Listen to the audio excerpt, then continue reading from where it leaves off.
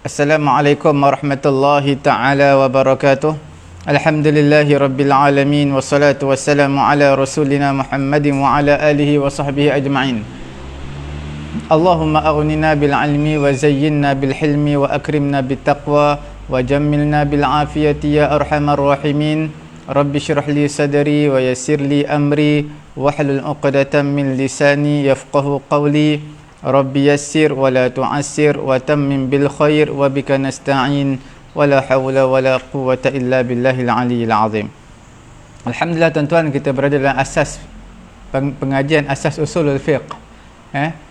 Dalam pengajian ini kita masih lagi di bawah bab al-adillah asy-syar'iyyah, dalil-dalil syarak. Kita dah bincangkan secara panjang lebar, secara tuntas, iaitu Al-Quran, dalil hadis, dalil ijma', dalil qiyas, yang mana ulama sepakat, 4 mazhab sepakat ini sebagai dalil mengikut tertib-tertib yang kita sebutkan tadi. Dan dalil yang kelima yang kita bincangkan semalam iaitu dalam bab al-istihsan. Dalam bab al-istihsan ni dia panjang, dan kita telah bahagikan sebelum ini tuan-tuan dan juga puan-puan terhormati Allah, kita bahagikan semalam jenis-jenis istihsan. Ada 2 definisi telah kita bincangkan, jenis-jenis istihsan. Okey, anwa'ul istihsan. Disebut tentang jenis istihsan ini, dia ulama usul bahagikan kepada 2 cabangan yang utama. Okey, saya dah tulis di papan putih, kita lihat balik yang semalam. Apa dia? Iaitu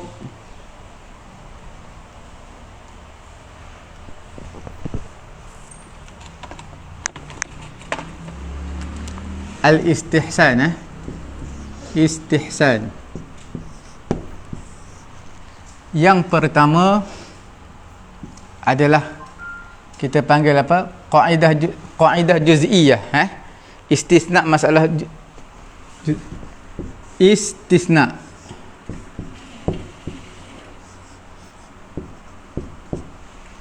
Okey.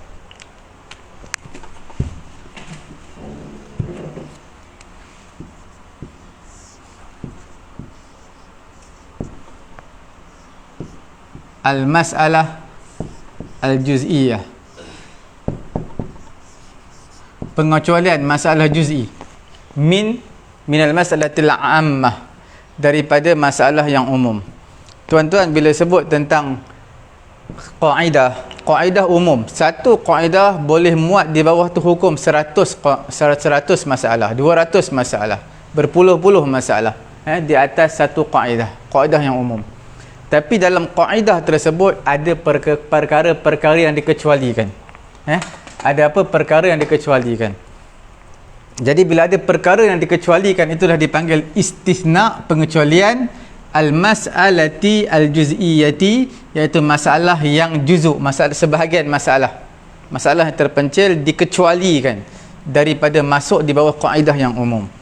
Okey, kita akan bagi contoh satu persatu. Dan ini bahagian yang pertama.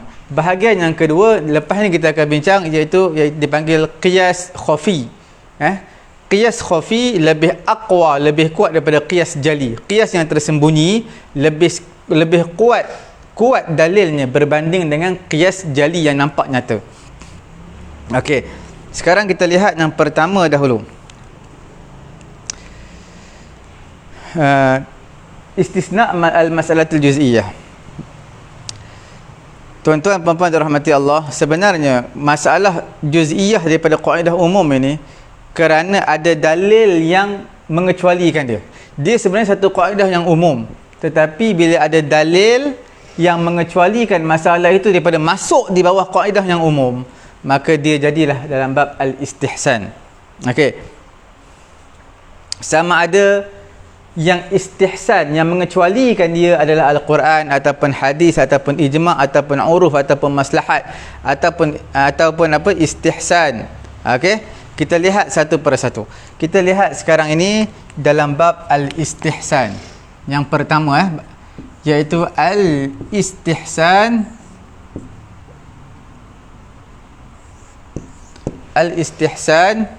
bil Quran. Okey, contoh Istihsan bil Quran macam mana dalam bab wasiat? Dalam bab wasiat macam mana ya? Dalam bab wasiat, tuan-tuan, seperti mana tuan-tuan perempuan mengetahui apa dia pensyariatan wasiat. Okey, bila sebut tentang pensyariatan wasiat yang dikehendaki dengan kaedah umum, apa dia? Tidak boleh. Wasiat ni tuan-tuan lihat kaedah yang umum, kaedah ammah. Kaedah ammah. Apa kaedah ammah? Dia bagi tahu wasiat tak sah. Sebab apa wasiat tak sah? Kaedah umum. Kerana memberi milik selepas kematian. Apa benda yang pertama? Illah dia, sebab dia beri milik selepas mati. Okey. Beri milik selepas mati. Tuan-tuan kalau nak bagi kereta, nak bagi motor, nak bagi rumah, nak bagi duit, tuan-tuan bagi ketika hidup, baru diiktibar. Bagi lepas mati tak iktibar. Nampak? Itu kaedah umumnya. Jadi maknanya memberi milik selepas mati adalah tidak sah mengikut kaedah yang umum. Yang kedua ilat dia, kerana faqidun lil ahliyah. Mayat ini, mayat, orang yang mati, kita panggil orang yang mati mayat, dia tidak ada apa? Ahliyah, kelayakan untuk tasarruf harta. Bila dia dah mati, tak ada lagi untuk dia nak bagi milik dekat orang ni, bagi harta dia dekat orang ni sebab dia dah mati. Tak boleh tasarruf, tak boleh menggunakan harta. Jadi di situlah atas kaedah yang umum, wasiat sebenarnya tidak sah. Kerana dua sebab. Sebab memberi milik selepas kematian itu tidak sah. Kaedah umum yang kedua, mayat itu tidak ada ahliyah, tidak ada kelayakan untuk dia menggunakan harta dia. Okey. Dan harta pada ketika itu dia tak boleh beri milik. Sebab apa? Harta pada ketika itu milik waris, bukan milik yang orang yang mati tadi. Nampak? Cumanya kaedah umum ini kaedah ammah. Nampak Ini adalah kaedah umum. Kaedah ini telah diistihsankan, telah dispesifikkan dengan ayat Quranul Karim. Apa dia? Min ba'di wasiyatin yusi biha aw dain. Nampak? Min ba'di wasiyatin yusi biha, yusi biha aw dain. Dalam surah An-Nisa, ayat yang ke-11, surah An-Nisa. Selepas wasiat, yang dia wasiatkan dengan wasiat tadi ataupun hutang, barulah boleh diberikan kepada pewaris harta pusaka. Nampak? Min ba'di wasiyatin yusi biha, yang dia wasiatkan dengan wasiat tadi, audain ataupun hutang. Dia dah bayar hutang, dia dah tunaikan telah ditunaikan hutang, ditunaikan wasiat, selepas itu barulah milik al-waris. At-tarikah, harta pusaka milik waris. Quran sebut min ba'di wasiyatin, selepas wasiat, selepas hutang, barulah boleh dibahagikan kepada waris. Nampak jadi Quran telah mengistihsankan hukum kaedah ammah yang menyatakan wasiat tidak dibenarkan. Boleh? Dalam ayat Quran ni nak bagi tahu apa? Nak bagi tahu tentang al-irs. Pembahagian harta pusaka. Irs ini pembahagian harta pusaka kepada waris selepas daripada wasiat, selepas ditunaikan hutang. Okey. Mengikut kaedah ammah yang asal kaedah umum, wasiat itu tidak sah. Okey. Sebab itu ulama menyatakan masyru'iyatul wasiyah, pensyariatan wasiat yang asalnya tak sah, itu diistihsankan, disabit dengan cara istihsan. Sabit hukum wasiat ini adalah dengan cara istihsan. Dalilnya min ba'di wasiyatin yusi biha aw dain. Okey.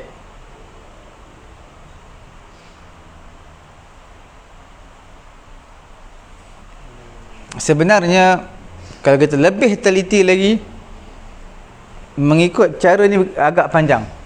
Qaidah ammah, wasiat tidak sah kerana tidak boleh beri milik selepas kematian mayat tidak ada ahliyah kelayakan untuk menggunakan harta. Maka diistihsankan kaedah ini dengan min ba'di wasiyatin yusi biha aw dain. Itu cara yang panjang. Cara yang mudah, wasiat ini, wasiat tak perlu kaedah ammah. Wasiat itu dibenarkan kerana sabit, kerana nasnya, teksnya ada dalam Quran, min ba'di wasiyatin yusi biha aw dain. Itu lebih mudah. Okey. Jadi sebab itu sebahagian di kalangan ulama termasuklah mazhab kita Syafi'i, dia kata wasiat ini dibenarkan bukan atas dasar istihsan, tetapi wasiat ini adalah thabitun bin nas, sabit dia dengan nas Al-Quranul Karim. Okey.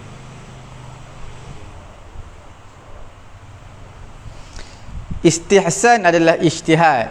Istihsan adalah ijtihad di kalangan ulama, di kalangan mujtahid. Adapun nas, maka dia adalah dalil istisnai daripada syariat. Ada yang ini mengikut kaedah istihsanah, dia kata nas Al-Quran adalah kaedah istisnaiyah, iaitu kaedah yang dikecualikan dengan sebab nas Allah, nas daripada Al-Quranul Karim. Okey.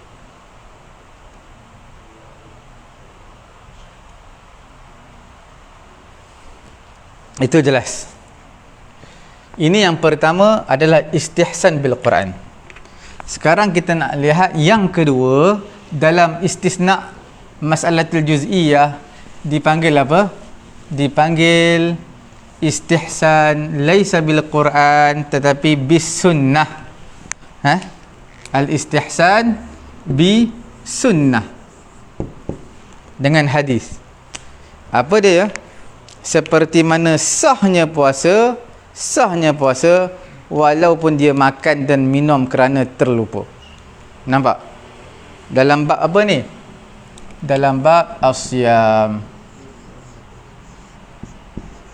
Apakah kaedah ammah? Apakah kaedah ammah? Kaedah umum? Apa dia? Iaitu rosaknya puasa. Fasadus saum, puasa batal. Kaedah ammah batal puasa. Sebab apa batal puasa? Sebab apa batal puasa? Kerana tak menjaga rukun. Sebab apa ilah dia tidak menjaga rukun puasa? Apa tak menjaga rukun puasa? Bila puasa tak boleh makan, tak boleh minum. Tak menjaga rukun puasa, maka puasa dia jadi batal. Ini kaedah ammah. Batalnya puasa sebab tidak menjaga rukun puasa, iaitu tak boleh makan dan minum. Menahan diri, al-imsak, menahan diri daripada makan dan juga minum. Okey. Itu kaedah yang umum.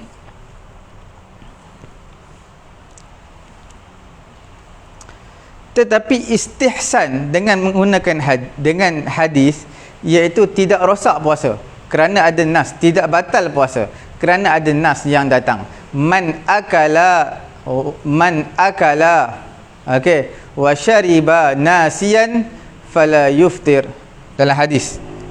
Diistihsankan kaedah ammah, diistihsankan dengan hadis, diistihsankan dengan hadis kaedah ammah.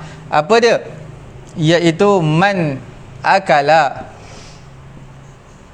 okey, wa syariba, siapa yang makan dan juga minum, nasiyan, dalam keadaan dia terlupa, fala yuftir, maka puasa dia tidak batal.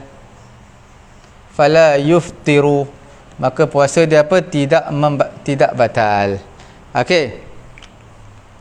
Fa innama huwa rizqun razaqahu Allah fa innahu, kemudian dalam hadis disebut fa innahu, fa ni lita'lil, kerana fa innahu rizqun, kerana makan dan minum dalam keadaan terlupa dia rizqun, satu rezeki, razaqahullahu ta'ala, Allah Ta'ala beri rezeki kepada dia.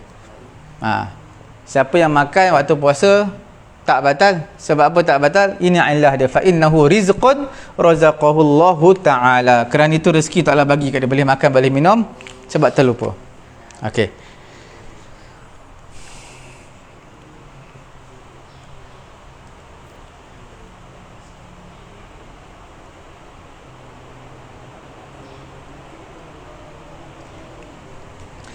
tuan-tuan nampak, ini kaedah ammah batal puasa sebab tak menjaga rukun, iaitu makan dan minum. Siapa makan minum batal puasa, kaedah umum. Tetapi dalam hadis telah istihsankan kaedah yang umum, iaitu man akala wa syariba nasiyan fala yuftiru fa innahu rizqun razaqahullahu ta'ala. Siapa makan minum dalam keadaan terlupa maka tak batal puasa dia. Okey, ini hadis. Jadi hadis ini telah mengistihsankan kaedah yang umum. Jadi sebenarnya kalau kita lihat secara mazhab Syafi'i tak terima ni. Sebab apa? Tak perlu istihsan, seolah-olah panjang kaedah umum, kemudian dispesifikkan menggunakan kaedah cara istihsan, menggunakan hadis yang menyatakan puasa tak batal. Cara yang mudah, apa dia? Puasa tidak batal sabitun bis sunnah, kerana sabit dengan hadis. Sebab apa makan minum tak batal, kita lupa? Kerana hadis sebut makan minum tak batal puasa. Tak perlu lagi kaedah ammah, tak perlu lagi istihsan. Cukup bin nasi, al hukmu bin nasi. Okey, hukum dengan nas, itu sudah cukup. Samalah juga bai'us salam. Bai'us salam ni akad tempahan, tapi bayar segeralah. Apa itu bai'un salam? Bai'un ajal. Dia jual beli yang barang tu dapat kemudian. Okey. Wa mausuf bisa manin ajil. Bai'un ajil wa mausuf bisa manin ajil.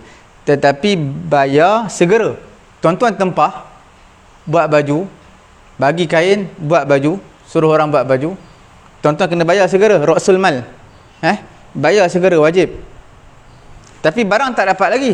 Sepatutnya bayar, barang dapatlah. Jadi bai'us salam asalnya tak sah. Kita dah bayar, barang tak dapat lagi.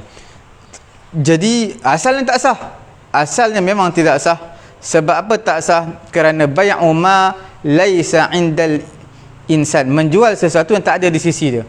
Orang nak buat tempah baju dengan saya, silakan, saya jahit baju. Orang dah bagi duit, saya baju tak siap lagi, baju tak ada lagi isi saya, baru nak buat. Jadi hukumnya tak sah. Akad tempahan memang tak siap lagi lah. Memang tak sah. Sebab apa tidak sah? Kerana menjual sesuatu yang tidak ada di sisi saya. Okey. Cuma bai'us salam dia menjadi sah. Kerana apa menjadi sah?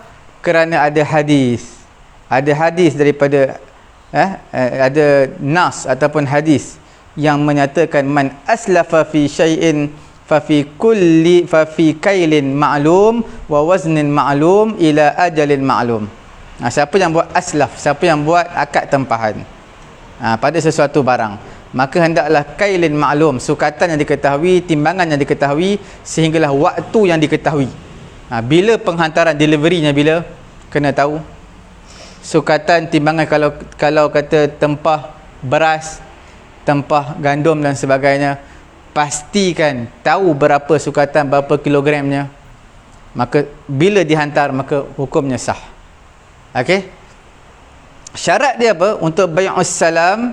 Iaitu kail ma'lum, waznil ma'lum, timbangan sukatan tahu. Nak tempah baju tahu berapa ukuran, tinggi, besar dan sebagainya. Ila ajalin ma'lum, sehinggalah satu waktu yang diketahui bila boleh siap. Nampak? Asalnya tak sah, tetapi diistihsankan dengan hadis, maka hukumnya sah. Jadi sebahagian ulama yang saya bagi tahu tadi, terutama mazhab Syafi'i, mereka tak guna kaedah ammah ni. Terus istihsan, terus tak guna istihsan kaedah ammah, terus dengan nas. Nas bagi tahu man aslafa fi syai'in, siapa yang buat akad tempahan pada sesuatu barang, fa fi kailin ma'lum, wa waznin ma'lum, sukatan timbangan tu diketahui, ila ajalin ma'lum, sampai penghantaran pun tahu sampai bila.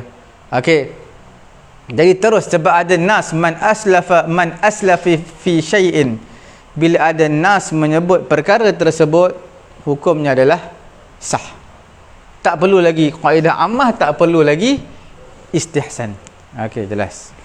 Sekarang kita lihat yang ketiga. Ini yang satu, istihsan bil Quran, istihsan bis sunnah. Satu lagi, lagi satu dipanggil istihsan bil ijma'. Okey.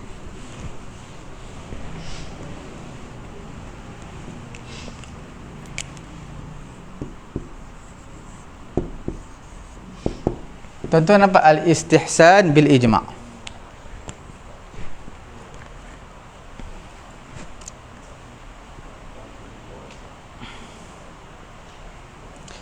Okey, apalah contoh dia? Adalah aqdul istihmam. Istihmam. Okey. Apa tu aqdul istihmam? Iaitu akad nak pergi toilet. Tuan-tuan nak masuk toilet kena bayar 50 sen, kena bayar RM1. Okey, tanpa ditentukan berapa kadar air yang tuan-tuan guna dalam toilet.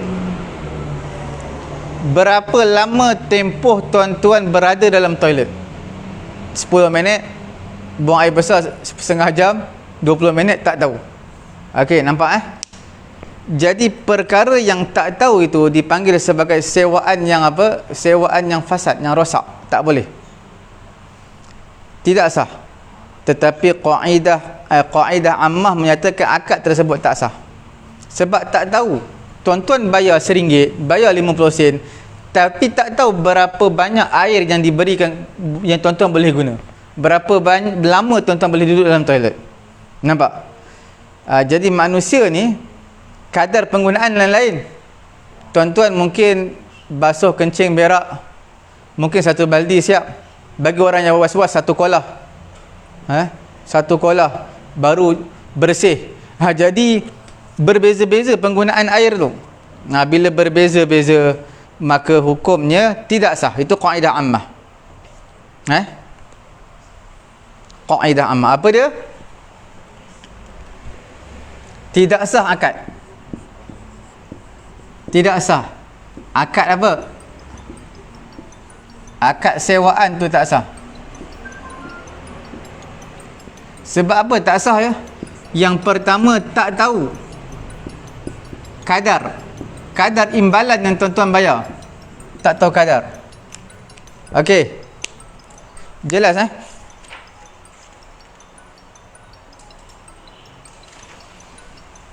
Tuan-tuan bayar RM1 50 sen, tak tahu. Maka tak tahu kadar penggunaan air, tak tahu. Penggunaan tuan-tuan duduk di situ berapa lama pun tak tahu. Jadi itu sebenarnya tak sah. Tetapi tak sah tersebut telah diistihsankan. Telah digunakan apa? Faedah ammah ni telah dispesifikkan dengan ijma' di kalangan ulama'. Ijma' di kalangan ulama' yang menyatakan istihsan dia sebab apa? Jiryanut ta'amul bihi bainan nas. Jiryan at-ta'amul. Apa jiryanut ta'amul bihi bainan nas? Apa dia?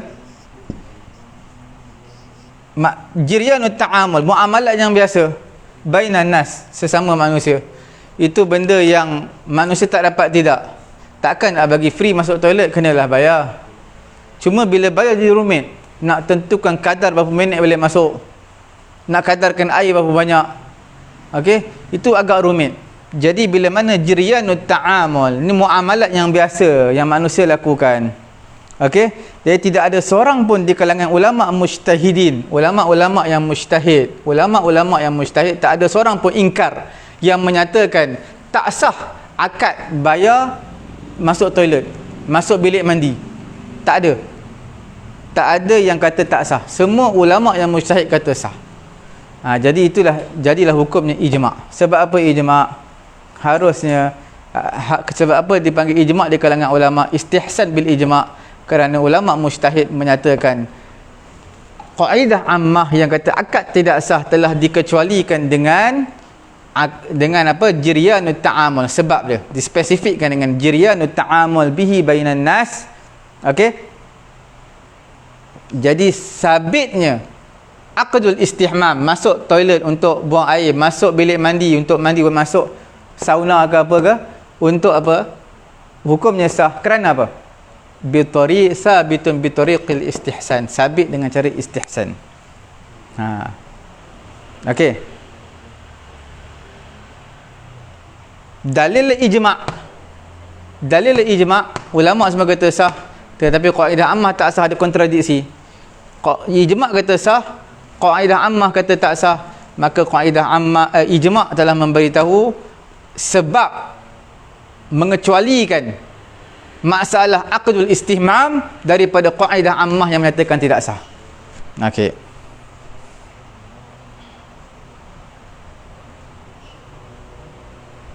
Sama juga akad istisna'. Akad istisna' ni asalnya tak boleh, akad yang fasid, sebab dia bay'un ma'dum. Illa annahu jaizun istihsan li ta'arufin nas ala ta'amul bihi fi kulli al-usur duna inkar min ahli al-mujtahidin fa kana ijma'. Bay'ul istisna' juga, bay'ul istisna'.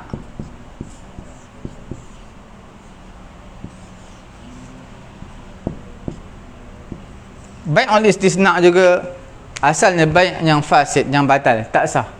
Sebab apa ya? Sebab dia tak cukup syarat dia. Dia bay'un ma'dum, menjual satu perkara yang tak ada. Tapi ulama menyatakan hukumnya harus dibenarkan. Ijma' di kalangan ulama mujtahid, dia kata boleh. Sebab apa? Atas dasar jiryanut ta'amul bihi bainan nas, itulah kebiasaan manusia untuk memudahkan urusan manusia. Sebab bay'ul istisna' ini, contoh saya nak buat baju. Tadi saya nak buat baju, akad salam, kain tu saya bawa. Sekarang saya nak buat baju, apa pun saya tak bawa, baju pun tak bawa, semua ambil kat dia. Semuanya baju, kain daripada orang tu, dia yang buat tempahan, dia yang buat jahitan, semua dia. Jadi tu dipanggil bay'ul istisna'. Dia beza dengan bay'ul salam. Bay'ul salam, barang kita bagi, dia buat je, seolah-olah kita sewa tenaga dia. Istisna', barang tenaga semua dia punya, kita bayar duit je. Okey okey, tuan-tuan puan-puan yang dirahmati Allah Subhanahu wa taala, itu dipanggil sebagai bai' al-istihsan bil ijma'. Kita bagi dua contoh, aqdul istihmam dan juga bai'ul istisna'. Okey, sekarang yang keempat, istihsan bil Quran sudah, bis sunnah sudah, bil ijma' sudah. Dan yang keempatnya kita nak ceritanya istihsan apa?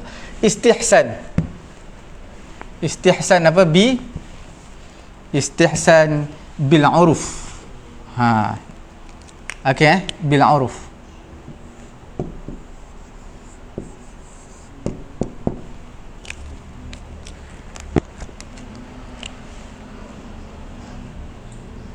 Okey.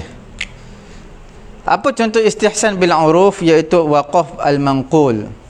Waqaf al-manqul. Apa waqaf al-manqul? Waqaf yang boleh dipindah. Wakaf ni selalu apa yang kita biasa dengar zaman dulu wakaf. Wakaf ni wakaf tanah. Saya wakafkan tanah saya ni untuk buat kubur. Saya wakafkan tanah saya ni untuk buat tahfiz. Saya wakafkan tanah ni untuk buat tempat anak-anak yatim. Itu yang biasa dengar, wakaf tanah. Dia benda tak boleh bergerak, tak boleh mangkul. Mangkul daripada naqala, yanqulu naqalan, memindahkan. Jadi asal al-aslul am fil waqaf ta'bid, lakin waqafahu sahihun istihsanan li jiryanil uruf ala dhalik. Asal Asal yang umum. Okey. Al-aslu al-am. Asal al-am. Asalnya secara umum, akad wakaf ni mestilah dia takbid. Itu kita perlu tahu, takbid. Takbid ni apa? Selamanya, forever. Okey, selamanya. Dia tak boleh wakaf tu setahun, tak boleh. Wakaf selamanya. Sebab tu pahala wakaf ni besar. Lebih besar daripada pahala sedekah. Okey.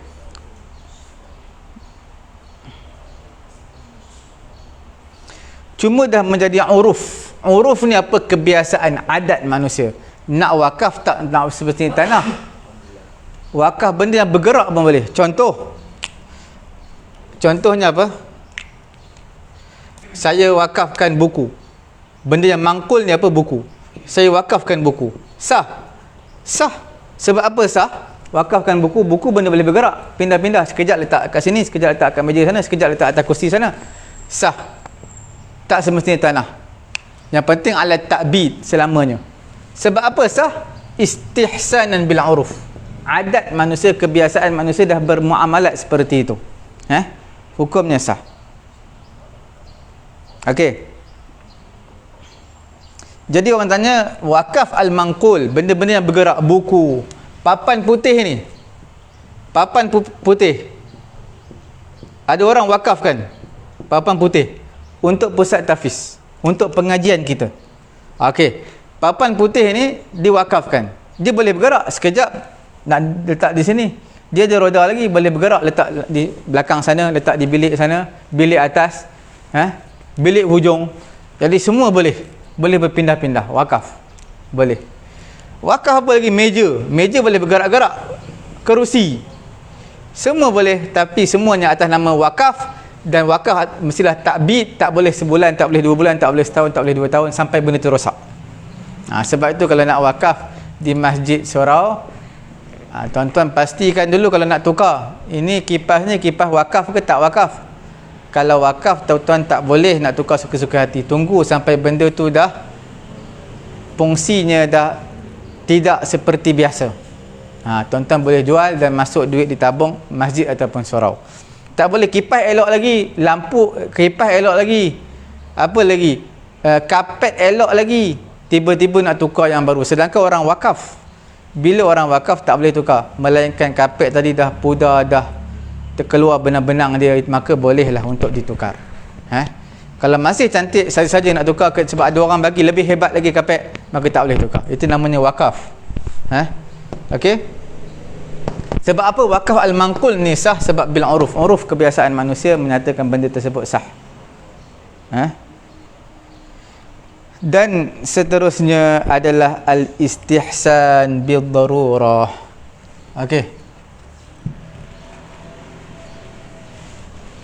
Istihsan Quran, hadis, istihsan dengan Quran, dengan hadis, dengan ijma', dengan uruf, dan juga istihsan bil darurah, dengan sebab darurah, keterpaksaan. Memang tak ada cara lain dah. Contohnya apa dia? Itla'u tabib ala awratil marid. Doktor tengok, doktor melihat aurat pasien dia, melihat aurat pesakit perempuan. Pesakit lelaki pun boleh.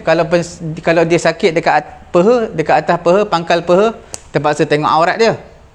Nampak? Terpaksa tengok aurat dia. Walaupun doktor lelaki, pesakit lelaki dikira aurat, tapi dibenarkan sebab apa? Al-istihsan bil darurah.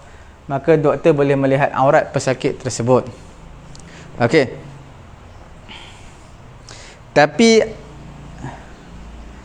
atas dasar satu je, atas dasar illah dia, satu istihsan bil darurah. Dengan sebab apa dibenarkan? Dengan sebab al-ilaj, rawatan. Ilaj ni apa? Treatment. Treatment, rawatan. Okey. Qaidah ammah hukumnya, qaidah ammah hukumnya haram. Qaidah secara umum hukumnya apa? Haram. Sebab apa haram? Melihat aurat hukumnya haram lah. Melihat aurat, tak kira lah aurat lelaki perempuan, haram. Melihat aurat itu hukumnya haram. Ini kaedah umum. Tiba-tiba boleh pula melihat aurat. Sebab apa boleh? Atas dasar rawatan. Inilah diaplikasikan kaedah usul, iaitu al-istihsan. Okey.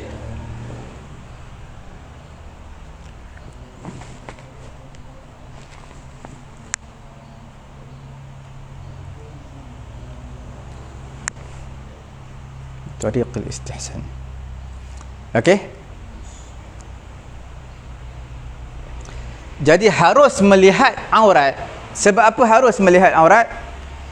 Kerana dengan cara istihsan maka dibenarkan melihat aurat, sebab dia adalah al-ilaj, rawatan. Dalil dia apa? Ad-darurah, keterpaksaan. Kalau dah tak ada doktor perempuan, dah tak ada doktor perempuan, doktor lelaki ada, terpaksa selamatkan dia, maka terpaksa.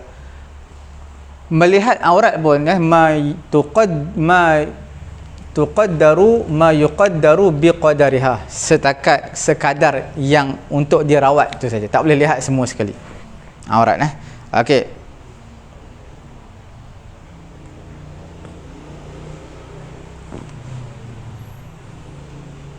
Ad-darurah juga, tuan-tuan, boleh kita katakan selain pada doktor melihat aurat ini, apa dia lagi? Contohnya al-baul, roshashul baul, roshashul baul ni apa dia? Percikan air kencing. Percikan air kencing tak dapat dilihat oleh mata kasar. Tuan-tuan, bila dalam mangkuk toilet kita kencing, dalam mangkuk lah kita kencing, tapi mungkinlah ada 1-2 titik terpantul balik, kena pada seluar, kena pada kaki, kita pun tak rasa benda tu. Benda tu adalah ma'fu anhu, dimaafkan. Sebab apa? Istihsan bid-darurah, benda yang tak dapat elak. Memang kita dah buat cara yang terbaik, tapi kadang-kadang ada terlepas percikan tu, jadi itu dipanggil bid-darurah. Itu perkara biasalah. Kalau tuan-tuan tak nak langsung terpercik, contoh kita dah buat, memang dah jaga semua dah, kemungkinan ada tak dapat dilihat oleh mata kasar, maka itu adalah kita panggil istihsan bil darurah, hukumnya adalah sah. Okey. Seterusnya tuan-tuan, kita lihat lagi al istihsan bil maslahah. Okey. Istihsan apa? Bil maslahah.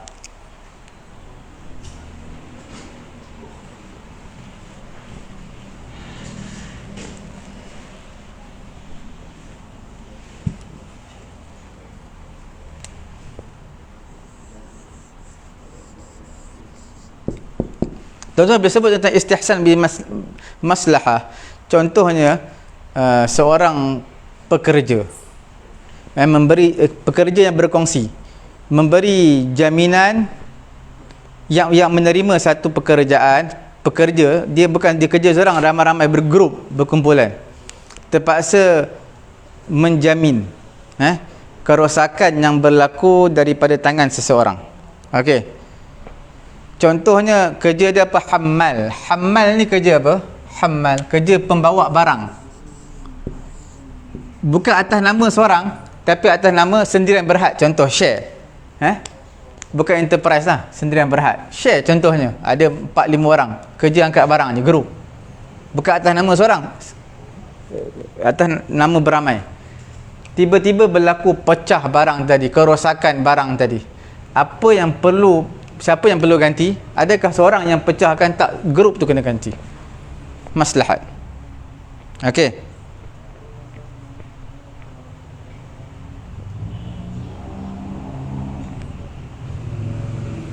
Asalnya adalah tidak perlu ganti, kerana li'anna yadahu yadul amanah, kerana tangan dia adalah tangan amanah. Lakinnana alzamna ad-dhaman istihsanan, tetapi kita mewajibkan ad-dhaman, ganti rugi, kerana istihsana min ajli maslahah, iaitu hifdhu amwalun nas wa siyanatiha. Okey. Asalnya apa? Tidak perlu ganti. Tak perlu ganti asalnya. Tak perlu ganti. Sebab apa tak perlu ganti? Tak perlu ganti sebab apa? Sebab yang ada di tangan dia adalah tangan yadul amanah. Amanah ni apa tuan-tuan? Kalau saya beri pinjam kepada tuan-tuan, beri pinjam motor, berlaku kerosakan pada motor tadi, bukan kecuaian si peminjam, memang motor tu problem, saya yang kena baiki. Melainkan dia bagi rosak, dia langgar bonggol, langgar apa sampai tercampak, motor dia kena gantilah. Tapi asalnya yadul amanah, si pemberi pinjam dia kena repair motor. Begitulah juga orang yang bekerja, dia adalah yadul amanah. Sebab tuan-tuan percaya dekat syarikat ni, Sendian Berhad ni, dia buat kerja, tiba-tiba berlaku kerosakan. Bila berlaku kerosakan, sepatutnya tak payah ganti. Sebab tuan-tuan percaya dekat dia, tuan-tuan yang beri barang kat dia, suruh hantar, delivery barang, tiba-tiba berlaku kerosakan. Bila berlaku kerosakan, maka di sana wajib apa? Di sana wajib apa? Dhaman. Sebab apa wajib dhaman? Istihsan bil maslahah. Sebab apa ya istihsan bil maslahah? Kerana semata-mata untuk menjaga satu benda, iaitu hifzu amwalin nas, menjaga harta manusia. Menjaga apa? Harta manusia daripada dizalimi. Okey. Siapa yang merosakkan harta manusia secara zalim, dia wajib ganti. Itu kaedah yang umum biasa. Jadi di sini sebab apa wajib ganti? Kerana bi tariqil istihsan, dengan cara istihsan, dalil adalah maslahah. Tuan-tuan nampak Sekali lagi saya ulang, sebenarnya istihsan bil maslahah, pekerja delivery barang, angkat barang ramai-ramai, berlaku kerosakan, tak perlu ganti asalnya. Sebab apa tak perlu ganti? Dia yad amanah, iaitu sebab tuan-tuan percaya kat mereka delivery ni, bila berlaku kerosakan, bukan atas kecuaian si pekerja. Okey, berlaku kerosakan, tetapi tuan-tuan, syarikat ni kena ganti, orang yang bekerja ni kena ganti. Sebab apa ya kena ganti? Sebab dengan cara istihsan, dia wajib dhaman, ganti. Dhaman ni ganti kerana maslahah. Apa maslahah? Hifzu amwalin nas. Apa dalil kena, apakah dalil yang kata kena ganti adalah maslahah? Apa maslahah? Hifzu amwalin nas, menjaga harta manusia. Dengan cara apa kita kena ganti? Dengan cara istihsan. Istihsan wajib dhaman, ganti. Okey.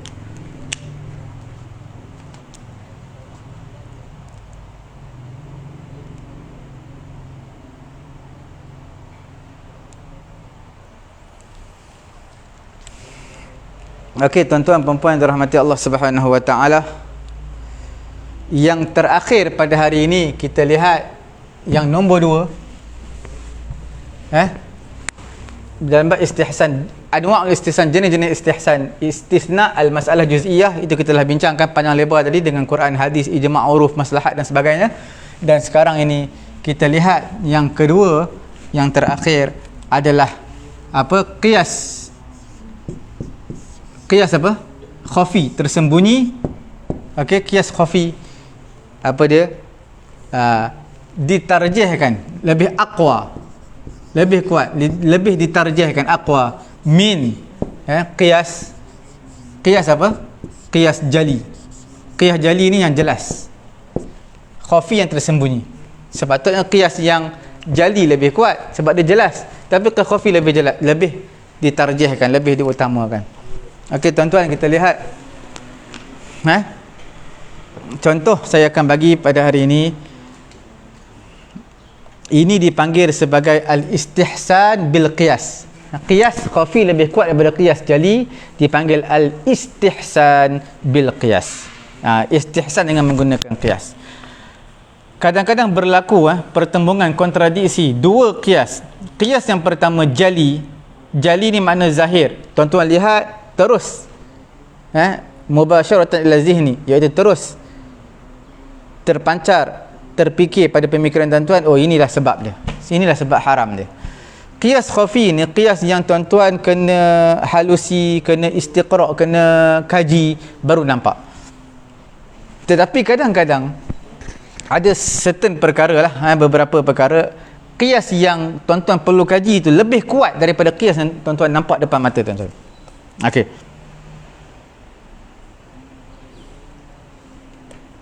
Kita lihat kemungkinan jenis daripada istihsan ini adalah mahal ittifaq.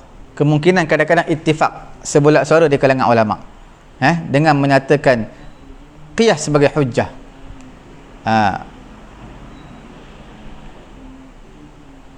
Contoh kita lihat su'ru siba'i tayr, burung, lebihan minuman burung seperti helang, burung gagak. Tuan-tuan, bila helang, burung gagak, burung-burung ni kadang-kadang mereka makan apa? Bangkai. Tapi tuan-tuan tak nampak depan mata tuan-tuan dia makan bangkai. Kemudian dah terbang, kemudian baru diminum air kat kolam ataupun kolah ataupun baldi. Jadi qiyas mengkehendaki najis air tersebut. Air dalam baldi najis sebab tak cukup 2 qullah, najis. Sebab apa najis? Diqiyaskan dengan binatang, air lebihan daripada binatang-binatang buas, singa ataupun harimau. Kerana mereka ni memang makan bangkai dan mulut mereka selalu penuh dengan darah. Okey. Tetapi tidaklah najis istihsanan. Tidak najis untuk burung. Tidak najis. Sebab apa ya? Tuan-tuan lihat.